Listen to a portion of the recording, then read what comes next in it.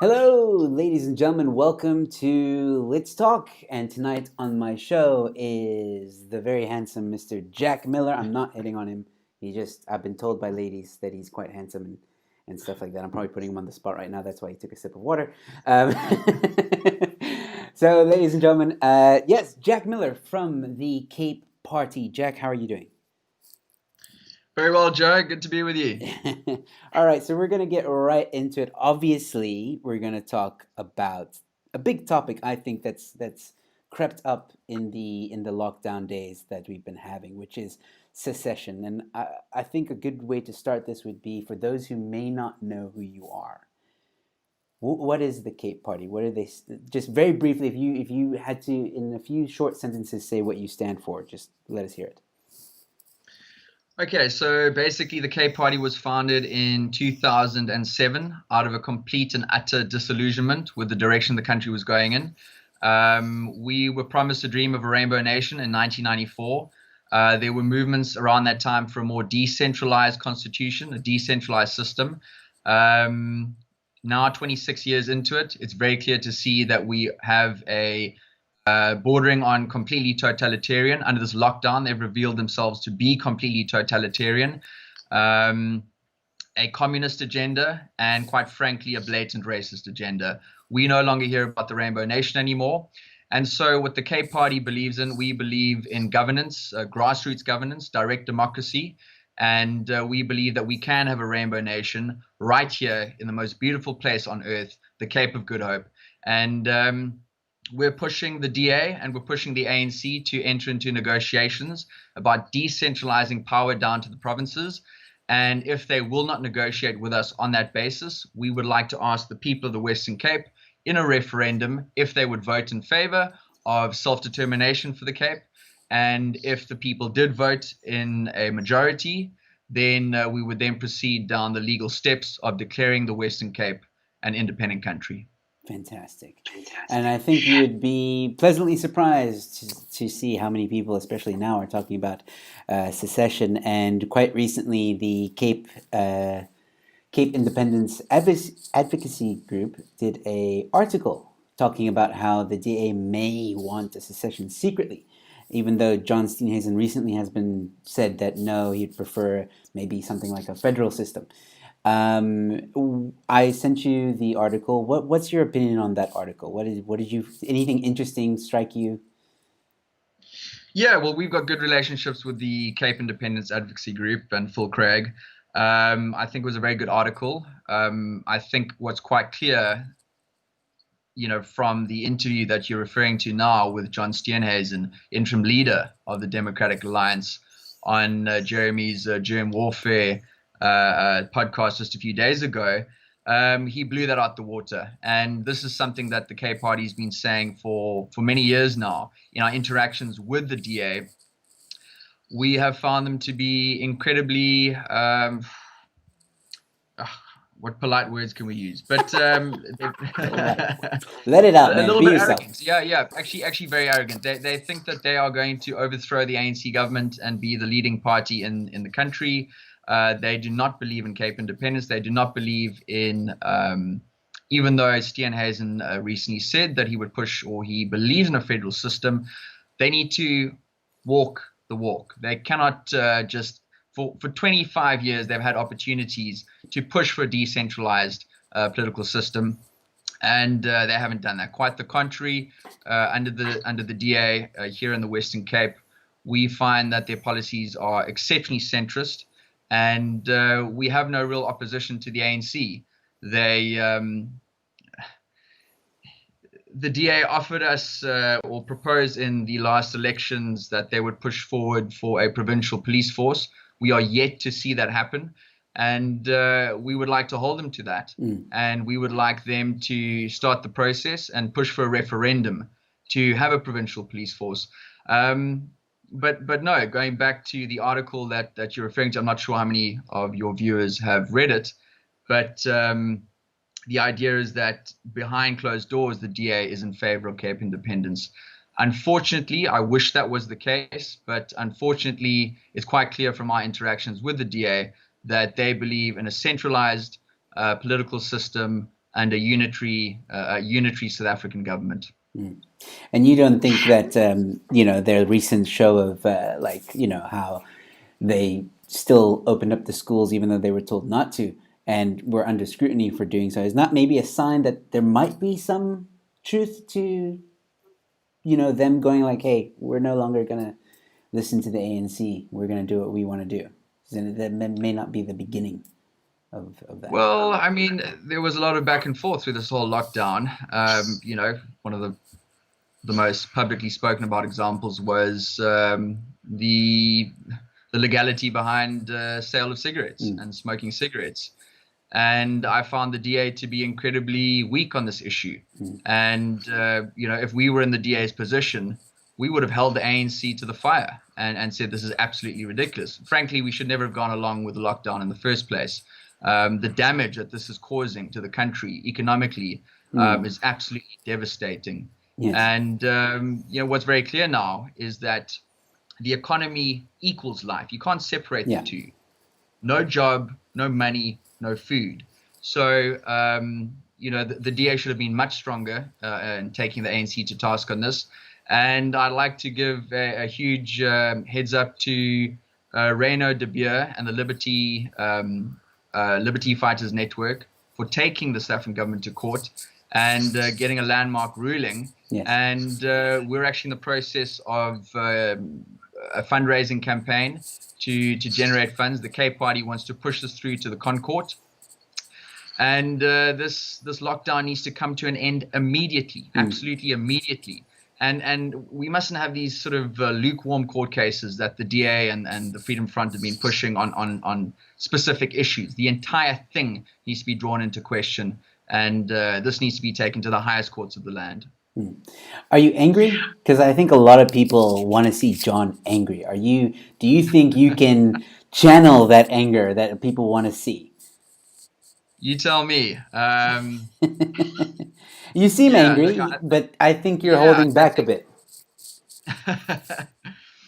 I think having done this for 13 years and loving the Cape as much as I do, it's difficult to not get angry, to be honest. Absolutely. It's to see what's happening in this country and to just, for people to just sit back and allow it to get to the point where we've gotten to, and to see where we're heading from here. You got to have a bit of fight in you. This is ridiculous. And it's about time we stood up for ourselves. But what do you say to the people that have lost faith about our government and the way it works and even the systems that are in place? Because I think one of the biggest obstacles that any party, even this includes the ANC, would need to overcome is the fact that people actually have lost faith in even voting. What do you say to people who have lost faith? I don't blame them. I don't blame them at all. And in fact, this is why the Cape Party was started in 2007. I used to be a DA supporter many years ago. In fact, there were a few political organizations out there that had a very good message. In 93, 94, the IFP was calling for a more federal system. Mm-hmm. And what we saw was the centrist, totalitarian National Party handing power over to the centrist, totalitarian ANC party. And so I think the people of this country have been sold down the river, not just under the ANC regime, but in 1948 when the Nats took over, and prior to that in 1910 when the British Empire essentially forced us into the Union of South Africa. So after just over 100 years of centralized control, first under the British Empire, then under the Transvaal-based Nats, and now under the ANC regime, absolutely, people must be sick and tired and disillusioned with this political system, which is why we're not just calling for,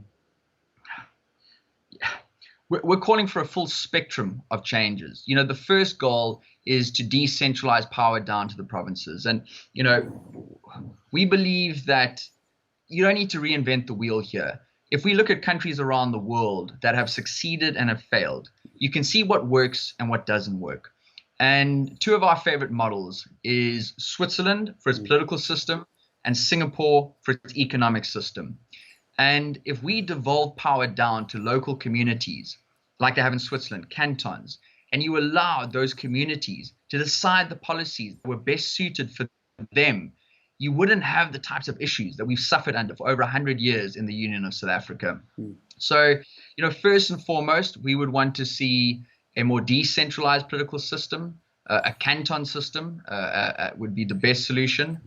And you need to open up the economy. I mean, let's be honest, these types of policies that the ANC is pushing have got us to where we are today. And it's quite crazy that someone like Ramaphosa, who just a few months ago was calling for the most communist policy of all, land expropriation without compensation, a few months later he sends out the military and he's being praised for leading the country. So we need to remove the mask of the state and see them for what they are. And you don't need to look very far to see it. And we cannot live under this current fascist, totalitarian, and quite blatantly communist state. And the first goal is to decentralize political and economic power. And then following that, we need to, if the government will not enter into negotiations on that basis, we need to look to Section 235 of the South African Constitution. We need to look to the African Union charters, as well as the charters in the United Nations, to which we are a bound signatory. And all of that guarantees our right to self-determination. Now, on that topic of self-determination, here's something I want to know if you guys have. I mean, obviously, as a party that wants this, you probably have thought, well ahead and maybe anticipated how some people that are in power already might react to your party. Now, something that was brought to my attention when it comes to secession is that the ANC may try and twist it, maybe even call you guys racist for wanting to break away from South Africa. Have you guys thought of a plan to combat that? Oh, well, I mean, the racist terminology is something that's been used in this country for a long, long time, and I think it's lost all of its teeth. People don't take it seriously anymore. It's an absurd claim, and if you look at how the ANC's use that term against individuals, political groups who clearly are not racist, it's a means to shut down debate. This is what the racist term is. And we need to attune our ears to this type of language. So when you hear the ANC or anyone saying, oh, that's racist, what you need to really hear is, they're scared. These people are scared.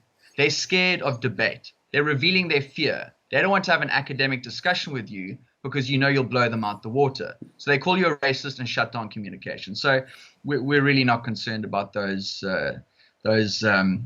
scare tactics, smoke screen and straw man arguments. Yes. If you look at the fundamental basis of why we're pushing for self-determination or greater autonomy for the Western Cape or the Greater Cape region, it's because we're fighting against racism. Yeah. The ANC and the EFF are the most blatantly racist political entities in this country. So let's have the racist discussion. More than happy to debate racism with them, and I think they're going to come up short. Fantastic. I like that. I like that fire that I'm hearing. That you're not going to back down when they might want to twist it or call you out on it. That is fantastic. I'm so happy to hear that. What else would you? Okay, so let's play this out a bit. Okay, you've gone into negotiation or you asked for a referendum. We're about to go into secession. Where do you think? Sorry, do you think that international countries would recognize the Western Cape? Because that's also something that needs to be done for it to fully happen. Do you think that would happen? Because a lot of people seem to think that nobody really cares about South Africa, and let alone Western Cape. No, I think many countries would recognize us, and you just have to look at some of the actions that a few governments around the world have taken just under the current scenario. Many of our farmers are being given refugee status. Refugee status in a number of countries around the world. Governments are recognizing that farmers in this country are under such extreme attack that they are willing to give them expedited um, citizenship and visas to immigrate to their countries. One, because we have some of the best farmers in the world, and two, because it's blatantly clear that what's happening in this country is extremely unjust. And that's just the tip of the iceberg. The some of the financial ratings agencies, the main ones, have lowered us down to junk status. And there's a lot of concerned countries around the world, people and businesses with investments in South Africa. There's a lot at stake here. And I think that it's quite clear that the trajectory that the ANC is taking South Africa on is a trajectory that is dangerous for its citizens and dangerous for those who wish to have working relationships with the country. So from any angle you want to look at it, I think that the moral high ground has been lost. The ANC can no longer claim that they are a non-racial party pushing for an inclusive democracy. I think they've revealed themselves to be what they are, and that is totalitarian. And many countries around the world will recognize our peaceful and democratic referendum to declare the Cape in either self-governing or completely independent. So tell us a bit about your demographics, your supporters. Do you know what your demographics are in your support?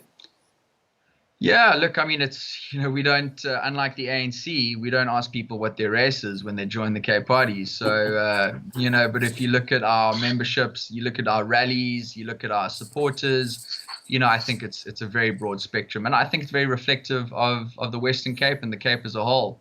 We're one of the most ethnically diverse regions, not just in South Africa, but most of the world.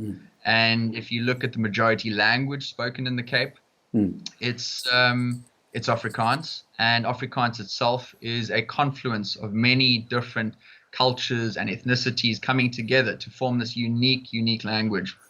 So yeah, Cape Party supporters are perhaps the most ethnically diverse that you can get, and that's because the Cape itself is so ethnically diverse. Yeah, sticking true to what you represent, which is great.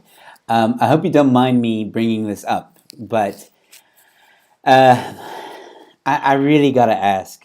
I have to find out the watermelon. What was up with that? Come on, just let's have a bit of fun right now, and I gotta find out who. If you don't mind, this is what I want to know, and now I know that you probably can't say too much about it in some aspects of it. But what I really want to know is who came up with that, and do you feel that it worked in your favor? Absolutely. I think it was one of the funner campaigns that we did. I won't expose the name of the individual who came up with it, but we've certainly had a laugh over a beer. And no, I think it was a brilliant campaign, and hats off to that individual who masterminded it. You've got to have fun in politics too, and you've got to also, you can use. I mean, I understand that you're a well-acclaimed comic yourself, and with stand-up credentials, so it's you're probably the man to be talking to about this. But humor is a very good way of revealing truths in society. And what the EFF and BLF and the various groups involved with the slaughtering of that white sheep on Clifton Beach, the chants that they were making when they did it, it was incredibly brutal. Yes. And incredibly racist. And so we decided that we're not going to stand for this. We're a serious party, but through humor we can point the spotlight on the insanity of what happened that day. And that's the type of behavior that we just will not tolerate in an independent Cape. And where were the police for this? There's another point. Where was the DA to shut this thing down? How is that legal? How is that possibly legal? You got to send the police in there and sort these people out. And why a watermelon? What was there? Was there a symbolic symbolism to that, or did you guys just walk into Pick and Pay and be like, "That one looks nice"? No, it's actually, this is part of the Cape tradition. We I've had many a watermelon and a granadilla lolly on the Cape Town beaches. So yeah, it's part of our culture. It's we're a relaxed people here, and I think the watermelon sort of it sums up that Cape spirit. Maybe too much, maybe we need a little bit more pineapple and hot chili pepper in our blood. But yeah, no, it was just fun. Yeah, well, I mean, you could have taken like a big piece of biltong and, I don't know. But yeah, no, that was definitely look. It definitely put you guys. It got you guys a lot of attention, which was great. And I think you guys are pretty awesome. Speaking of which, how does one get involved? How if someone is watching now and says, "You know what? I like Jack. I like what K Party stands for. I like what I'm seeing." How can people get involved? And I don't mean just with funding. I mean they want to like be with you at the rallies. Maybe some people want to design something for you. Maybe someone wants to be, I don't know, an MP or whatever the case. How would someone get really involved with the party? Yeah, no, thanks for raising that. And I think, the easiest thing is to go to the website, www.capeparty.com, Hmm. and sign up and give us your name and email address. And we've got the 2021 elections coming up next year, so we're going to have to field candidates throughout the Western Cape, and we need people to put their hands up and be counted, Mm. and represent the Cape Party in their communities and spread the word, and get involved in any way that they can. So there's many different things that they can do, and the first step is simply making contact with us. So yeah, I'd urge people to get into all of our social media platforms: Facebook, Twitter, Instagram. Get into our website, give us your details, and let's communicate and find out how we can work together to bring us step by step closer to greater autonomy for the Cape, fight for the best interests of the Cape, and ultimately fight for our self-determination. Fantastic. What would be top three reasons off the top of your head for people to vote for Cape Party instead of DA? Well, there's many reasons. So, first of all, I think a very important point that people need to realize is that the Cape Party doesn't have to be the majority party. We just have to knock the DA underneath 50%. The Cape Party can seriously start to change the political system with as little as 1, 2, 3, 4, 5%. So let's assume the DA gets knocked down to 47% and the Cape Party has 4 or 5%. We can then sit down at the negotiation table with the DA and say, listen, we will happily give you the majority, provided that Mm. we look at the following issues. Mm. And we would like to see referendums on a number of issues. And the first one, I don't think, is an unfair one. And that is, we can quote the DA themselves and say, okay, fine, 2019 elections, you promised us a provincial police force. Mm. Let's have a referendum and ask the people of the Western Cape, do we want a provincial police force? And our polling has shown that people are hugely in support of this. Let's do it. So is the DA just going to tell us they're going to, weave tall tales every election, or they're going to actually step up to the plate and do what they say that they intend to do? So the very first thing I would, I'd put this challenge out to my friend John Steenhuisen. We've got a good working relationship, but unfortunately, he works for a political party that needs to step up to the plate, and let's get that referendum on a provincial police force. That would be step one. And if you want to see the DA held to account, then the Cape Party is your fastest and quickest and most effective way to putting pressure on the DA. We cannot have another election with the DA over 50%. If you are against black economic empowerment, if you are against land expropriation without compensation, if you are against these communist policies that the ANC is pushing, you want a weaker, not an entirely weak, but a weaker DA. You want a DA underneath 50%. Then the DA will stop being an ANC light, and they will actually have to listen to the voters of the Western Cape.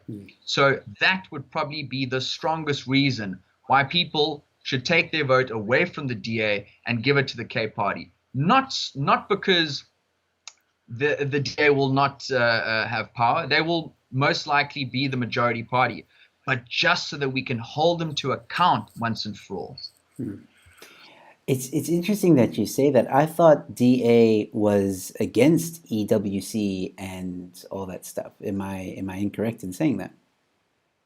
Well, they believe in land reform under certain criteria. They have not fought against the Communist Division of Revenue Act, which we have tackled them on for over a decade. We've said, listen, how can they support the Division of Revenue Act, which extracts approximately 200 billion rand of taxes out of the Western Cape every year? And the ANC-controlled National Treasury gives us back a mere 50 billion rand. We've said to the DA, you're in control of the Western Cape coffers. Surely you're not happy losing 150 billion rand. And you know what? Deputy Mayor of Cape Town, Ian Nielsen, he too has raised this issue. So I don't know why John Steenhuisen a few days ago, when asked about if he was in favor of Cape Independence, said that one of his reasons why he would be against it is because we would suffer from the tax system. He obviously hasn't spoken to his own deputy mayor, Ian Nielsen, and he hasn't looked at the numbers. The numbers are so blatantly clear that an independent Cape would have access to 4 times more revenue than we currently do. So it's an absolute no-brainer, and yeah. So this is even though the DA they make noises like they're against expropriation without compensation, but then it's a watered down version of it. They make noises like they want a more federal system for the Western Cape, but there's no teeth. There's no spine, there's no fight. And the only way that we can have spine and fight in this political battle that we're up against is through two ways. The first is threatening the national government with a referendum on self-determination. We need to have that threat. Otherwise, the ANC can do whatever they want. The second thing we can do is we can threaten them with our tax base. We pay a lot of taxes here, and many of the taxpayers are discriminated against by the ANC's policies. Many of the taxpayers here are suffering as a direct result of ANC policy. Many of the taxpayers here are living in a country that is seeing their families' lives under threat, their businesses under threat, and are seeking to immigrate to other shores because of ANC's policies. And so that's a tremendously powerful thing. And the DA has done nothing on either of those issues to harness that leverage, to say to the ANC, listen, we're going to fight you on BE, we're going to fight you on land expropriation, we're going to fight you on all these things. And the tools that we have at our disposal is we are the majority party in the Western Cape. We have a constitutional right to call referendums on these various issues. We will do it if you don't change your policies. We are in control of the Western Cape. We produce 200 billion rand of taxes for your coffers, Mr. ANC government. We will potentially hold back some of those revenue resources, or at least have referendums discussing holding back some of those revenue resources if these policies are not addressed. And the DA doesn't do any of this. So, we're voting for a party that is supposed to stand up for minority rights on a national level and supposed to stand up for the majority of the Western Cape, and they do neither. Wow. That's stuff I didn't know.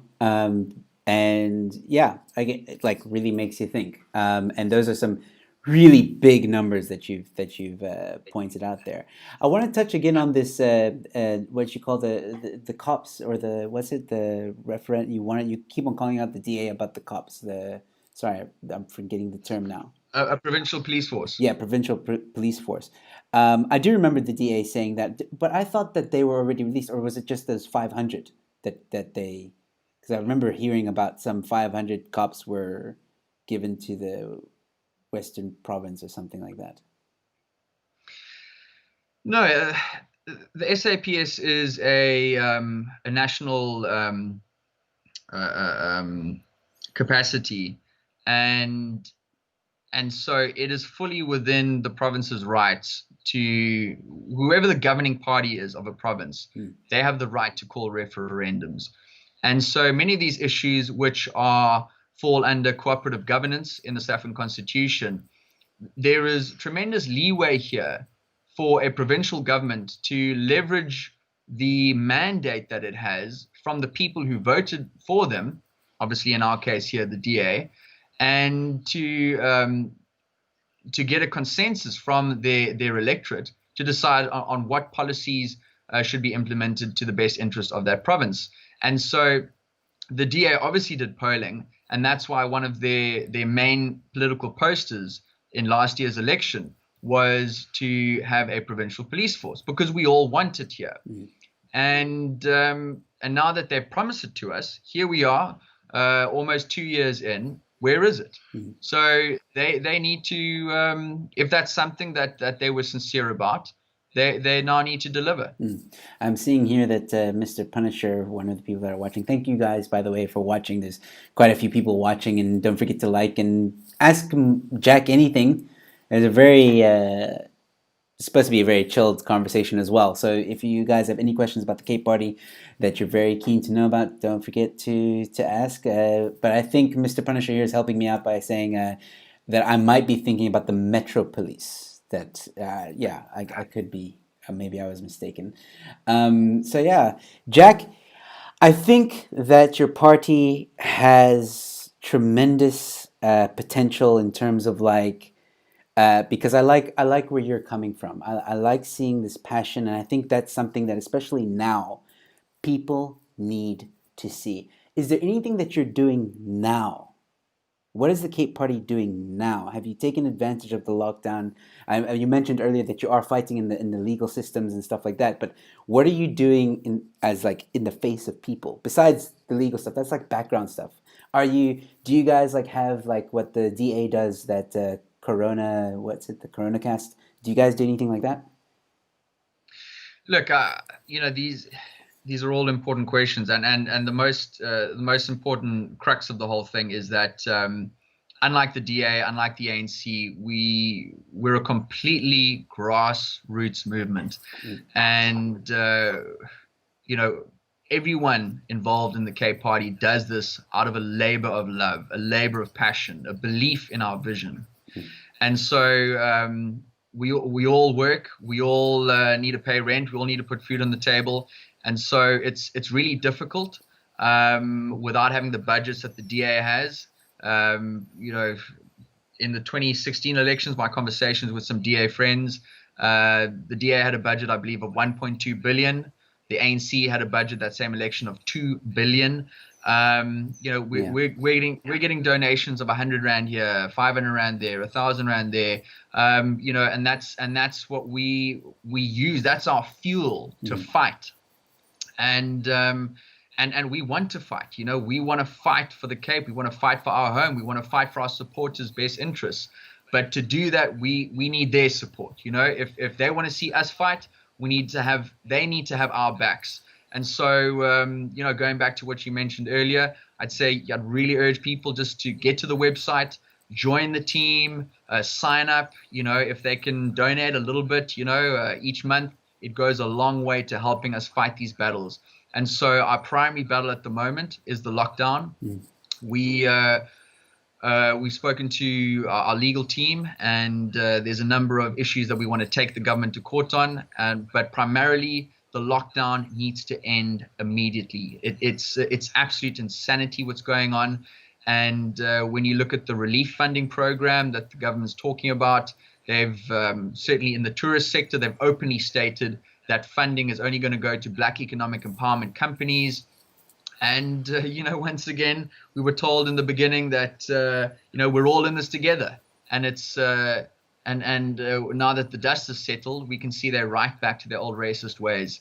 And they need to be held to account for this. You cannot force people of all skin colors to stop working, to take away their livelihoods, And then when it comes to the meager, because it's not going to be enough relief funding to fill the absolute backlog that's been lost. Mm. I mean, we read one report that in total lockdown, the amount that was being lost was 13 billion rand per day. Wow. I mean, that works out to being 500 million rand an hour. These are crazy numbers. And so, you know, even though the ANC mentioned that they'd have this relief funding package, it's going to be nowhere near filling the massive, devastating hole that they've created, and they need to be held to account. Mm. And so, state assets, state coffers, every single resource that they have needs to go towards fixing the problem that they created, regardless of skin color. So, look, there's a number of battles that we're fighting. That's our primary one for the moment. We really think it's a very important one, and we would urge people to please support us on that. All right. I have a question here from Paddle Guy. Interesting name. Jack, what do you see Cape Party's elections results looking like in the next provincial and national elections? I don't have a crystal ball, but it's a tough question.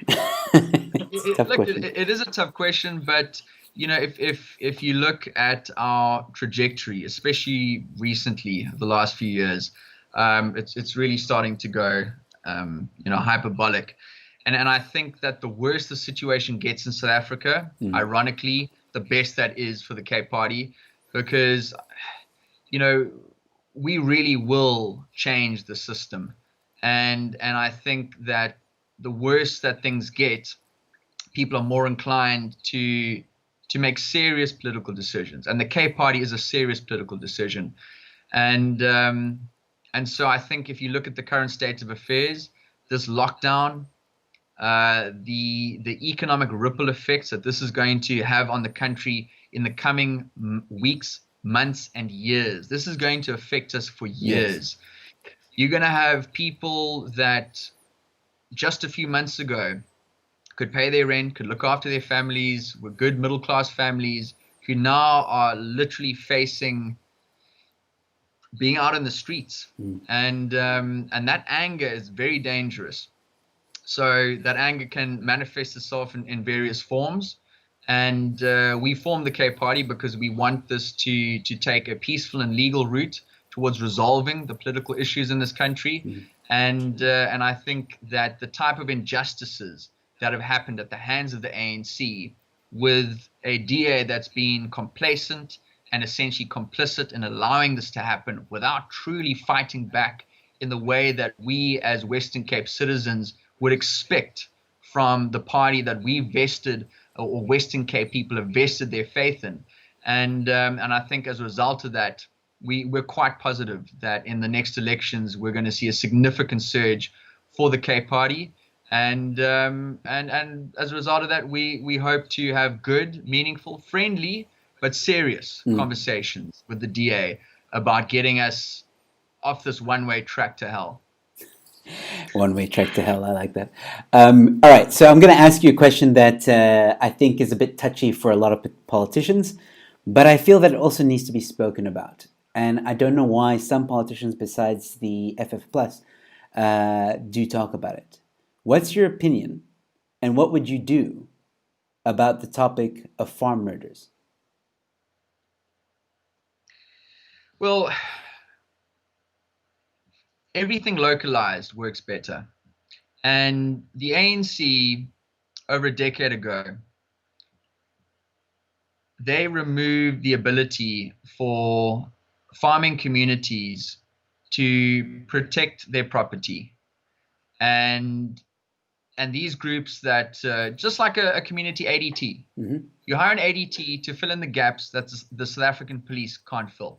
And there have been a number of quotes and public announcements from the South African police, from the highest executive in the SAPS, saying that they are understaffed, they're underfunded, they cannot manage with the amount of crime taking place in the country. This is an admission from the entity which is supposed to provide safety and security in the country. And so if the SAPS, through their own admission, cannot fulfill the task required of them to protect all citizens, in this case specifically farmers who live on large tracts of land, who are the food producers of the country, if these people, these are essentially the heartbeat of the country, if these people do not feel secure and are not able to provide the most fundamentally necessary service of feeding ourselves, then what we need to do is reintroduce the systems that worked very well up until before the ANC removed the I think they were called it's farm protection units, and essentially ADT groups need to be put in place to protect farmers. And we need to have a legal system that recognizes the danger of this occupation, and policies that support farmers, support victims, as opposed to the current legal system, which tends to have a leaning bias towards the criminals themselves. And if the Cape Party was in power, we would invert this entirely and put the burden of proof on criminals and protect the victims. Fantastic. Love that answer. Kyle from Cape Town. That's his name. I'm not. That's his name. Kyle from Cape Town. Yes. How would Jack explain the economic benefit of secession? That's also a question. That's very. Everyone thinks that's very expensive, and for that reason, impossible. Yeah, I mean, I touched on this earlier, but we're living in a bad economic environment as it is. But let's assume that without even changing the economic policies of this country, which we would in an independent Cape, but without even changing the economic policies, just as things are right now, the Cape part, or the Western Cape is paying 200 billion rand in taxes. And we're getting back from the National Treasury a mere 50 billion. So without even changing the communist policies of the ANC and the racial policies of the ANC, which discriminate against 70% of the Cape population, without even changing those policies through independence, we would have 4 times more revenue than we currently do. So that's step one. So overnight, if we declared independence next Wednesday, next Thursday, we would have access to 4 times more revenue than we currently have. That's Wow. a lot to wrap one's mind around. Now, following independence, we'll get rid of all of these terrible, terrible economic policies that the ANC is imposing on us. As we mentioned, we don't need to reinvent the wheel here. There are countries which were impoverished, suffered under colonialism, and today are absolutely bustling economic centers of the world. Primarily, I'm thinking of a place called Singapore, which in the 1960s was a muddied island with nothing, no resources, and an ex-British colony. So they suffered under colonialism just like us. They've got Muslim, Christian, Taoist, Hindu, various ethnic groups there, and there were serious conflicts between those groups. Lee Kuan Yew put in good economic policies, and so you've got to slash taxes down low. You've got to open up the borders for trade. You've got to facilitate. You've got to allow the middle classes to pursue entrepreneurial endeavors, and all of these things. You're going to see the economy absolutely explode. So a combination of simply removing the worst elements of what we currently suffer under an ANC-controlled South African government, and introducing proven, tested policies which work and have worked in other places around the world with far less resources than we have here in the Cape, we would absolutely flourish. Fantastic. So we got here Peter van der Merwe, who's asking, if we had to secede, what happens to people living in the Western Cape who moved here recently? Would those people be forced to leave? No, absolutely not. This would be an entirely democratic process. And in fact, the borders of the Cape is something that would also be dependent upon the will of the people living in those territories. We envision that the first territory which would go independent would be the Western Cape. However, we've looked at political voting maps from around the country, and there's a strong belief that the entire Northern Cape and then parts of the Eastern Cape and parts of the Free State, there are areas there that the ANC does not have as near a vast majority in those areas as it has, for example, in the northern parts of the country. So the majority of people living in this area, certainly in the Western Cape, are opposed to ANC rule. And if you look at the Northern Cape and parts of the Eastern Cape, you will see that a far greater percentage of people there are opposed to ANC rule. So we believe that given a referendum, this is the territory that would more or less form an independent Cape. And basically anyone who voted in this territory would be entitled to stay in the Cape Republic and be a productive working citizen. And more than that, even people that don't live in the Cape right now, who would want to emigrate to the Cape, we absolutely would welcome people who want to bring their hard work and we simply would want to have a standard of merit. If you want to make a good life for you and your family and provide for the economy and you don't have a criminal record, etc., then you'd be absolutely welcome to move to the Cape. Yes. Well, that's like most borders, you have to be a civilized and hardworking individual and, just come and enjoy life. And I think that's a fair thing to ask for anybody who wants to live in a country. But it's good to hear these border rules that you have, because that is a concern for a lot of people when if the Western Cape was to become separate from South Africa. And I also have a follow-up question, which is also, not a follow-up question, but another question that I think is also quite important. And I think I'm also thinking about this question here. What is the Cape Party's stance on gun law and ownership of guns? Well, as I mentioned earlier, the South African police have a certain capacity, and I think there's an important role for the police to play in securing the safety of citizens.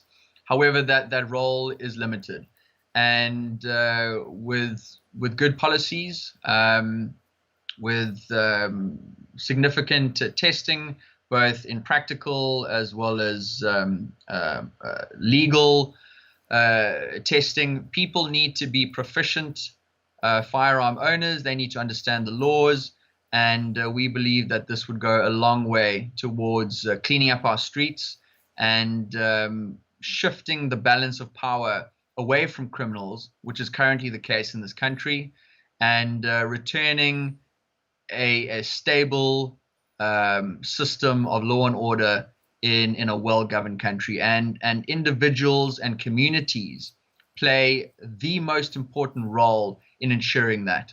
So if you look at the effectiveness of community policing forums, community policing groups, ADTs, mountain men, groups like this, they are significant deterrents. And the community membership within these organizations, neighborhood watches, etc., are the most effective in policing their own communities, and they need to be equipped to deal with whatever issues they might face on the street. And if they're being attacked or their communities are under threat by people that are armed, then they need to be able to defend those communities with similar tools. Mm. Yeah, man, I'm liking everything I'm hearing. I think you're gonna get. I hope this, like I'm seeing in the comments, everyone's saying like, please share this, please tell people, please like the video. Yes, please, guys, tell people, share this. I discovered you or Cape Party like 5 years ago. I've been a fan ever since. I like what you guys stand for. I encourage everyone to go check out the Facebook page. I'll leave all the links in the description below. And go check it out. Go sign up if you want to help I think that we had a comment here, Jack for president. So I think Well, you're garnering a lot of popularity already, which is great. that's it's always funny, hearing that. You know, we don't believe in the same type of political system that has, I think, corrupted so many countries around the world. And I think we need to move away from presidents. We need to move away from these centralized political systems.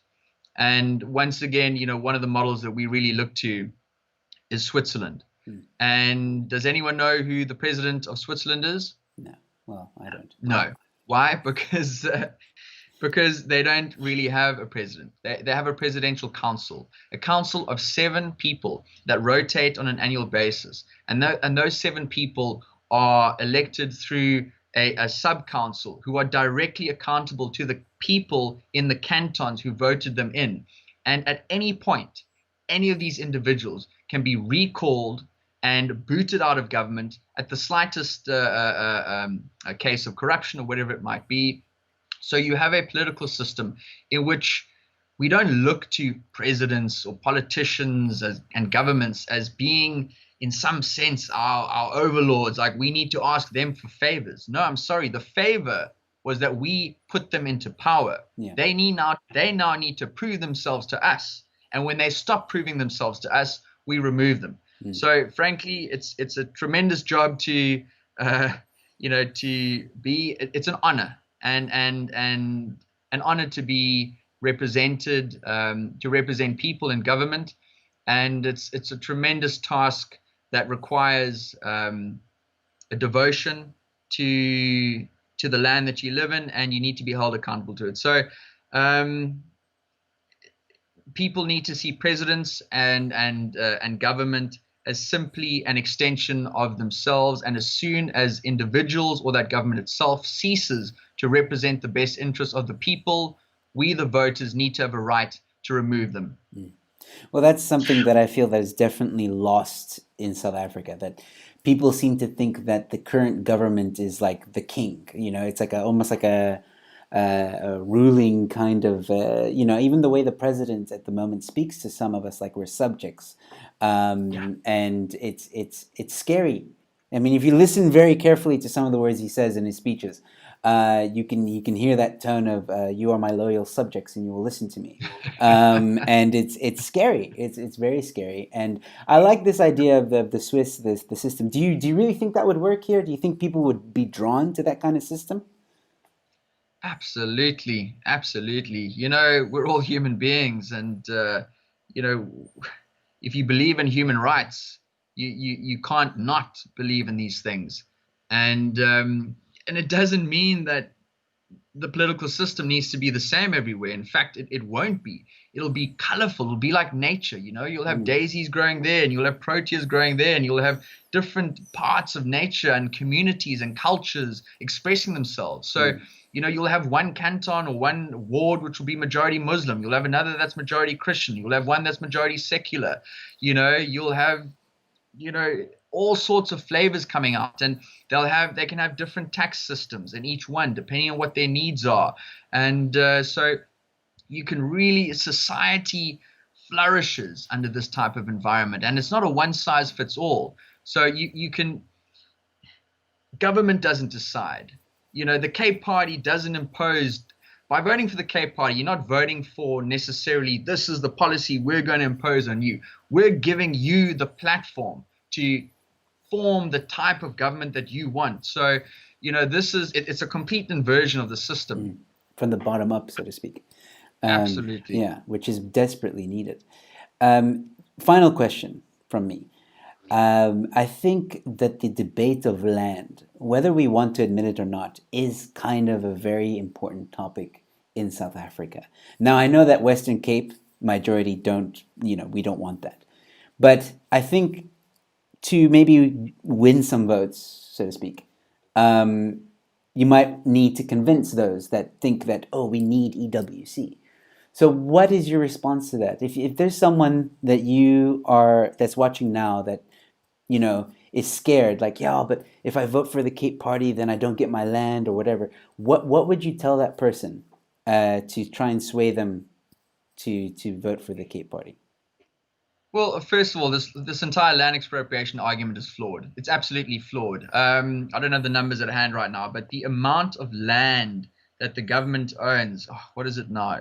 Was it around 2 million hectares or something? It's a huge amount of land that the government owns right now Mm. that is sitting fallow. It's not being used. So this is a political, and it's a dangerous political thing that they're pushing. There is no land problem. There is no land issue. The ANC is politicizing this. They want to remove the owners of productive farmland, take them over, as they have already done in a number of instances, completely pillaged these farms. There's one famous story of two ANC cadres taking over this one farm within 2-3 months. They had to sell half the cattle because the farm was completely in debt. The machinery had broken. It was no longer a productive farm. So these two ANC cadres made a killing off it, drove the farm into the ground. The farm laborers themselves were not paid for 6 months, Mm. and so the land expropriation thing is a farce. And when you get to when you deal with these matters on the ground, you cannot be putting a gun to someone's head and saying, listen, the state's going to come in here and take control of private property. And at the end of the day, it doesn't end up benefiting the people they claim it is going to benefit. And what we need to see is property rights. We need to see the worst thing, like we have here in the Cape. And many of our Cape Party members in Mitchell's Plain and Manenberg, we've had discussions with our candidate for Manenberg. She's told us her mother had been paying to the state, the DA-controlled city of Cape Town. They paid their property off 10 times over. For 30 years or something, they've been paying on this property, and they still don't own it. They don't have the title deeds for that owned property, and so her brother had made the property all nice and put all sort of improvements on it, and the city came in and said, no, you've got to remove that. It doesn't fit the regulations of what our government sort of apartments are supposed to look like.